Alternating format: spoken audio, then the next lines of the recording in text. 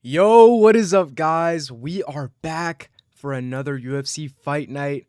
This one is not so bad. UFC Shanghai.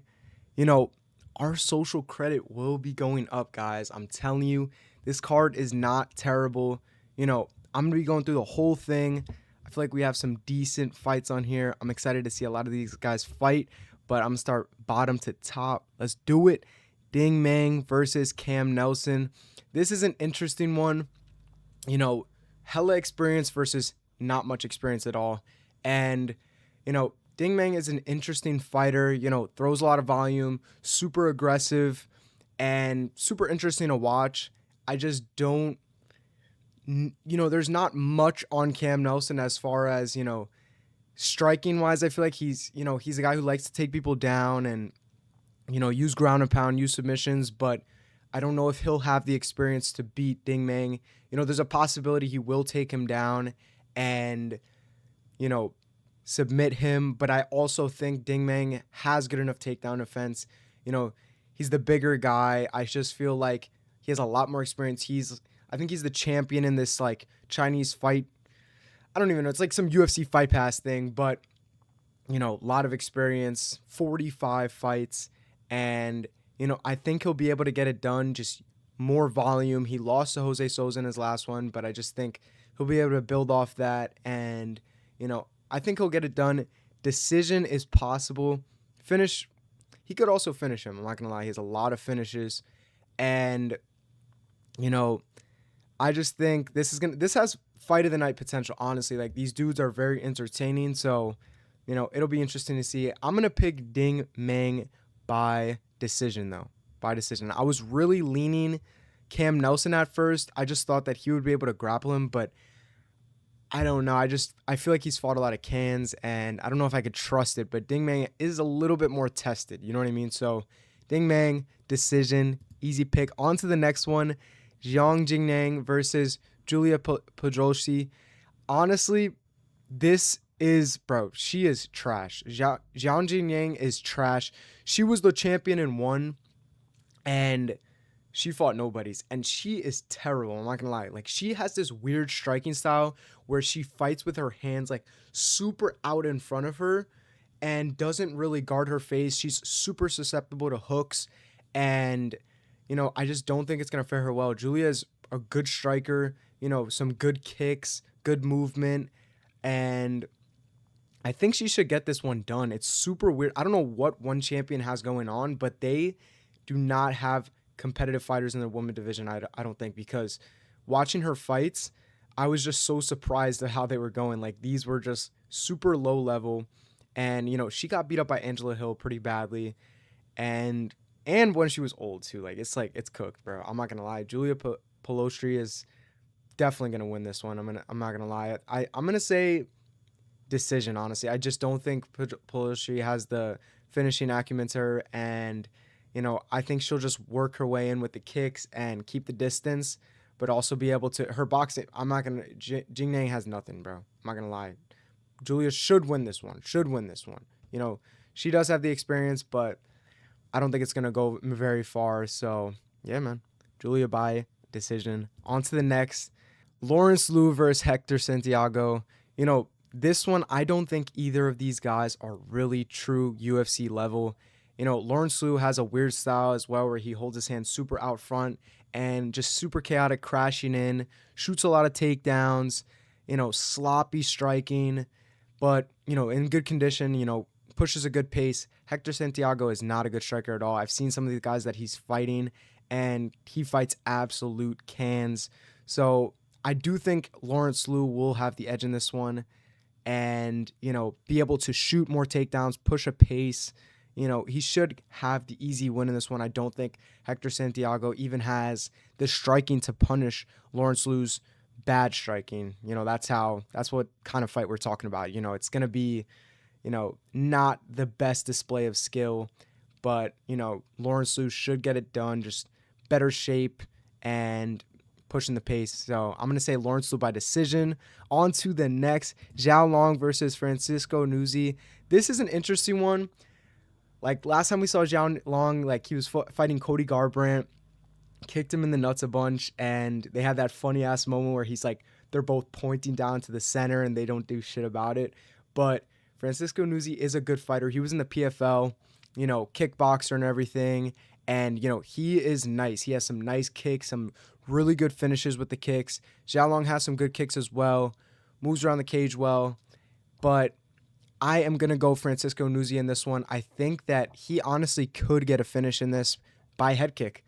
He's really good, super slick striking. He can be exploited in the boxing a little bit, but I don't think Xiaolong's boxing is just up to par with that. I think that Nuzzi's going to be able to, move around the cage well, find the kicks, and, I think that Xiaolong just doesn't, he doesn't push the pace and really get his hands going as well. I think Nuzzi, has more finishing acumen to him, and I think, it's going to show in this one. He's super impressive, and yeah, I'm going to say round 2 KO by Nuzzi. Hopefully we see like some crazy ass head kick because he does have nice kicks. They have some really good pop to it. That's all I got to say, man, because I'm not too heavy on Xiaolong. So yeah, round 2 finish by Francisco Nuzzi. This one is an interesting one.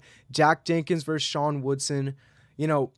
Super interesting because Jack Jenkins has some crazy leg kicks. Like, this dude is a decent fighter, but he definitely has high-level leg kicks, and it's going to be interesting to see how Sean Woodson deals with them.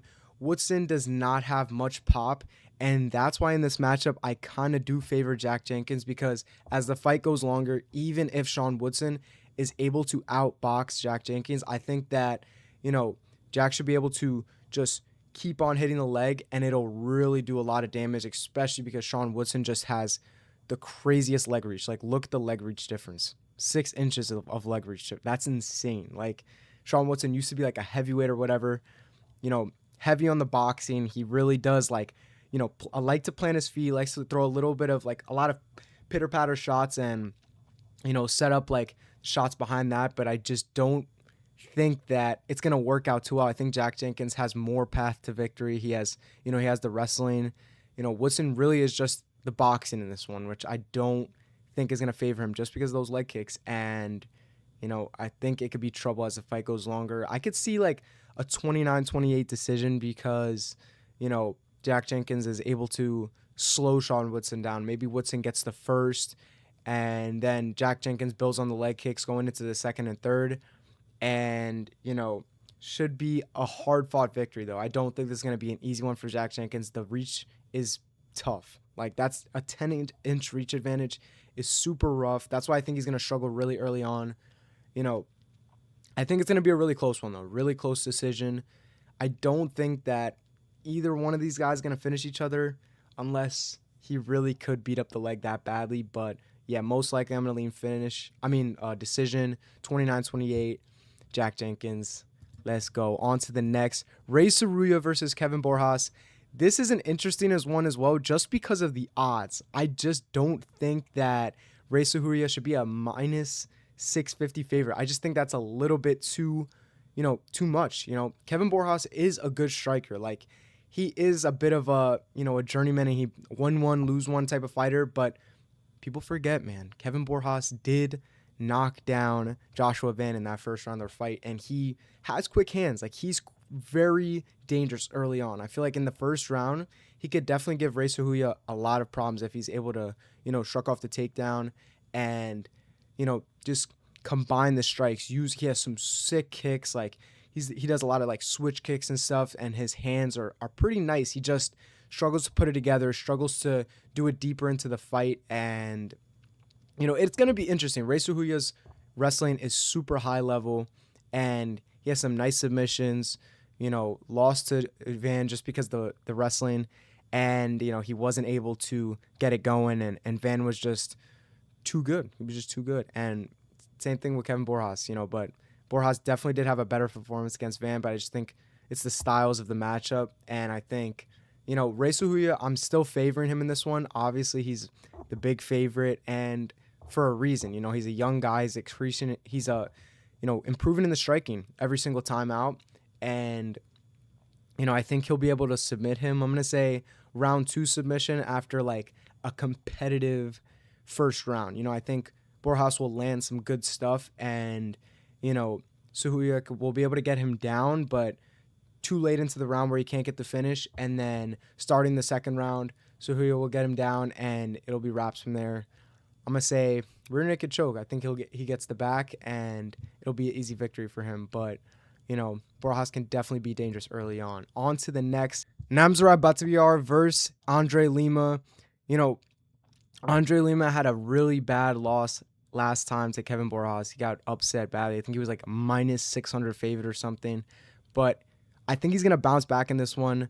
Bataviar is not the best striker. I think if he does get it done in this one, it's to the wrestling. But I think Andre Lima has a good enough wrestling acumen to where he could shrug that off. And, Lima has much better striking. And I think that's how he gets it done. His kicks are really nice. He's going to mix it up with the hands. I think against Borjas, he's going to really build off that. Like, that's a bad loss, and, he's going to come out much better. That was his first loss in his pro career. So, he's going to show out much better. He should get the finish. I'm going to say round 2 finish by Andre Lima. Easy work. On to the main card. Bilal Hassan versus Nelson Rojas. This is a super interesting fight just for the reason to see Bilal Hassan. Bilal Hassan is a super entertaining fighter. I'm really interested to see him because his striking is beautiful. I think he trained Taekwondo when he was a kid, and now he's getting into MMA. I think he trains with Demetrius Johnson and everything too. Like, he is so nice. I'm excited to see him. Nelson Rojas, they just picked him up off the street. He is not good. I feel like Bilal Hassan should be even more of a favorite, but I could be wrong. Let me see. Bilal Hassan is just super quick, and I love his striking style. He's just, nice hands, nice kicks. I'm really excited to see him. I think, down the line, I think he's only 25, but down the line, I definitely think he'd be a top 10 fighter in this division, and I hope to see him. Bro, he's going to become champ. I'm telling you, bro. He's going to get on the channel banner. We're going to get him with the belt soon. I'm telling bro, this guy's entertaining. If you have not seen him fight, watch his highlights. He has the nicest striking ever. It's so fluid. Like, he's really just like, he's next up, bro. He's next up. I'm telling you, Nelson Rojas is absolutely, I don't know how he's not a no. I do not know how he's not a no. He really has fought cans. So, Bilal Hassan, easy. I'm honestly going to say round 1 knockout. Maybe round 2, but I'm going to say round 1. Should be easy work. He has really good body work too on top of it, and his takedown defense is not bad. I've seen him, defend some decent takedowns, and he's honestly really impressive. I'm excited to see him, easy money, Bilal Hassan, round 1 knockout. Luce versus Levi Rodriguez Jr. Luce should get this one done. He was a K1 kickboxer, the much bigger guy. Levi Rodriguez does not have that great of wrestling to where he could take him down. I kind of think the odds are a little too close in this one. I would really bet on Luce because I think, he's just going to be able to get it done much easier. He's like a tank of an Asian guy. Like, he's huge, and he has super good teep kicks, but his hooks are super powerful. Levi Rodriguez is just a sloppy striker. Has some good finishing potential, but I do think he's going to be able to get it done as long as Luce does not, bite on the takedown feints. But, yeah, he should get this one done. Levi Rodriguez, bro, I picked you last time. You sold. You literally are a UFC fighter. You fought in the UFC, and you do not have a picture, bro. This dude is a silhouette. That's when you know you're cooked. You've already fought. You don't have a singular picture, bro. You're cooked. So Luce is going to bring us to the promised lands. Social credit is going up for sure. Bro, Alex Perez versus Sumerdaji. Last time out, Sumerdaji he kicked a molecule of Alex Perez's cup, and Alex Perez was spitting in the bucket and everything. It was just like the worst showing. I'm not going to lie, like, I feel that when people get like kicked in the balls and everything, but dude, this was not that bad. Like, he definitely faked it. He barely grazed it, and Alex Perez was on the ground, literally just spitting into a bucket, and it looked embarrassing, bro. I'm not gonna lie, it looked like he was faking. I could be wrong. You never know. But yeah, man, I do think it's gonna kind of go the same way, or even better for Sumerdaji this time out. I think he's gonna be able to stay on the outside, and work his long strikes and his kicks, and Alex Perez is not gonna be able to get on the inside and not find the wrestling. Like, Perez definitely has the chance to finish Sumerdagi.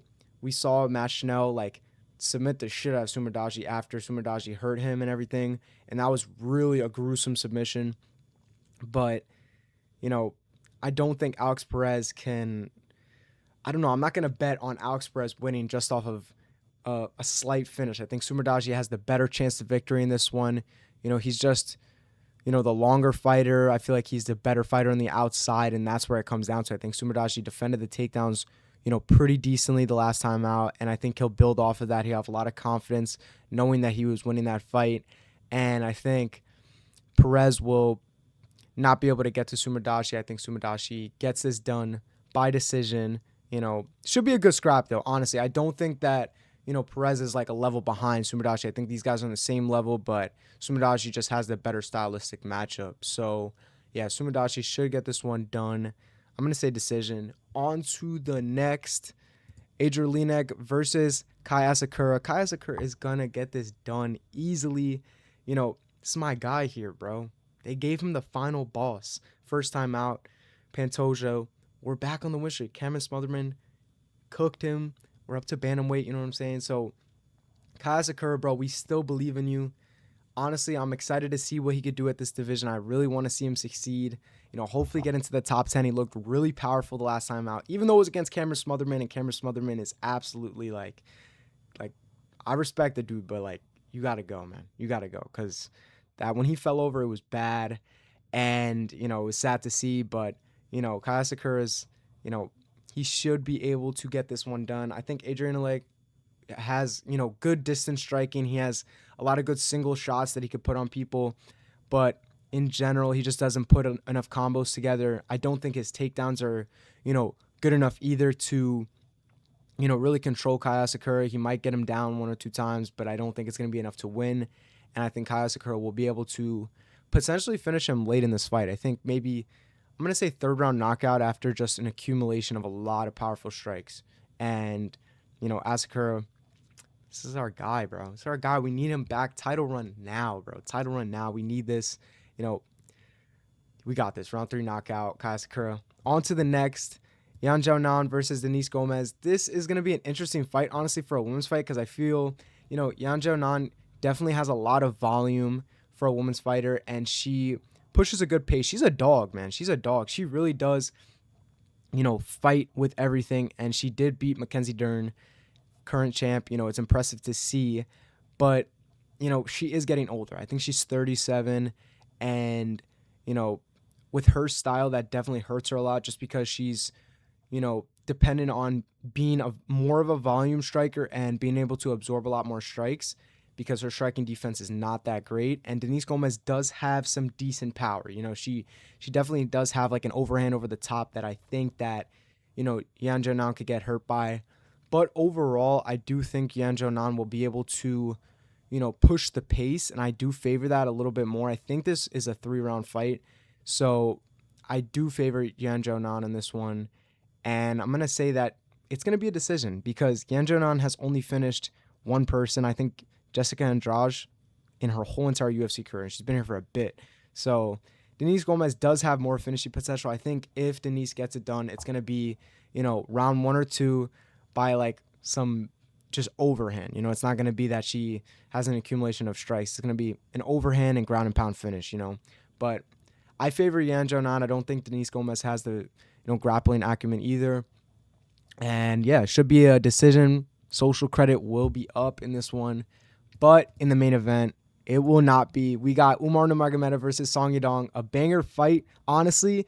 And this is kind of like a stylistic, not nightmare for Umar Nurmagomedov, but it's definitely a hard fight. And, as we see the fight is getting closer, the odds are getting further. It was a 3, I think last time I checked, it was like a 3 plus 340 for Song Yadong or something like that. And gap is widening. I do think, like, if you're betting on this, Song Yadong is not bad value, just because, he does have a good style to beat Umar, but you got to favor Umar in this one. Song Yadong, I think the way that he can kind of win this fight is if he fights the way that he fought Petr Yan, just kind of a lot of level changes into overhands. I think that will really work well for him, because we see that Umar can definitely, get tricked by feints a lot and drop his hands a little bit, and that little bit will allow, Song Yadong to have an overhand over the top. But I think Umar's going to fight on the outside a lot this fight. He's going to see that Song Yadong is super strong on the inside, and he's going to try to get takedowns with finesse. He's just going to, work his kicks on the outside, work his taekwondo base, and he's not going to be, easy to get to. I think he's really going to be calculated this one. He is on, bro, I'm a Umar Nurmagomedov fan. I know there's a lot of haters of him, but he's super technical, and I do like his mentality. He just wants to get that Merab loss back, and I did think that fight was closer than most people made it out to be. So I'm excited to see what Umar presents in the future because, only lost to Merab, and that was a very good fight by Merab, and I just think I would want to see Umar and Petr Yan. I hope that Umar could win this one, get the title shot against Petr Yan after Petr Yan beats Merab. Yes, we are beating Merab. I'm sorry, guys. Petr Yan is too good, and I really want to see him versus Umar because I feel like that's like the highest skill matchup that you could make in the whole entire division. Like, I really think that would be such a banger. Maybe make that in like January of next year or something like that. It would just be fire to see. And, but back to this fight, I think Umar is going to be able to use like teep kicks up the middle and, some high kicks as well. I don't think he's going to, rock Song Yadong with them or anything, but I just think the wrestling as well. I do think Song Yadong has some great wrestling, but he's a little bit better offensively wrestling than he is defensively wrestling, even though he does not have bad takedown defense. And, I think Umar will definitely be able to hold him down a little bit. I don't think it's going to be, how he did Mario Bautista, kind of a holding him down the whole round. But I think, we're going to see Umar get in this fight maybe like 10 minutes of control time. It's going to be, half on the feet, half on the ground. I do think it's going to be a decision just because, Umar, he's not the best at finishing people. I'm not going to lie. But he's entertaining in his own way. You know what I mean? Like, it's impressive to see a guy with the skill everywhere that Umar does. And, I'm excited to see if he can, hurt Song Yadong because, Song Yadong is a strong fighter on the inside. And, this is an interesting matchup, but I got to go with Umar by decision. By decision. I think, maybe like 49-46. I think Song Yadong might have like a round where he does well, maybe the first or second round, but I think Umar can definitely not drown Song Yadong, but just kind of neutralize the threat of him into the third, fourth, and fifth. I do think that Song Yadong's style just does tend to slow down a little bit more. Like we saw it against Petr Yan. It's not like he drops off and he could get drowned into like, deep waters and everything, but I do think that he's much less effective than somebody like Petr Yan or Umar in the later rounds. He just doesn't have, the style that he could keep up with. It's not like he has so much volume, but I think he needs a lot more explosiveness, rather where Umar is kind of a lot more calculated on the outside, and that's going to favor him really deep into this fight. So I think we'll see him win definitely 4 and 5, and he'll definitely find a round 1, 2, and 3. So, it should be a decision. And yeah, I don't think he finishes him, guys. I'm not going to lie. Umar finishes are not common. But yeah, bro, I think this is going to, I do not want them to give Sean O'Malley the title shot. I'm sorry, guys. I know, like, we love Sean O'Malley, but bro, like, he's going to get the title shot off of just the Petr Yan meme. Like, we do not want that. I'm sorry. But, I really hope Umar wins and then gets the title shot. And then maybe, I don't even know what you do with Sean O'Malley at that point because I know that Sean O'Malley is sitting out to get the fight. So it's going to be interesting to see. But yeah, Umar by 49-46 decision. Those were my picks, guys. Let me know what you guys thought. I feel like a lot of these picks were pretty good. And, hopefully we go perfect on this card. I'm telling you, bet all your money on this shit. On the confident picks, I'm telling you, because I feel like there's some fights with some decent odds on this. So definitely be interesting to see. I will make a video aftermath on this and maybe matchups on it. So, I'll be back soon, guys. I will see you guys. Peace.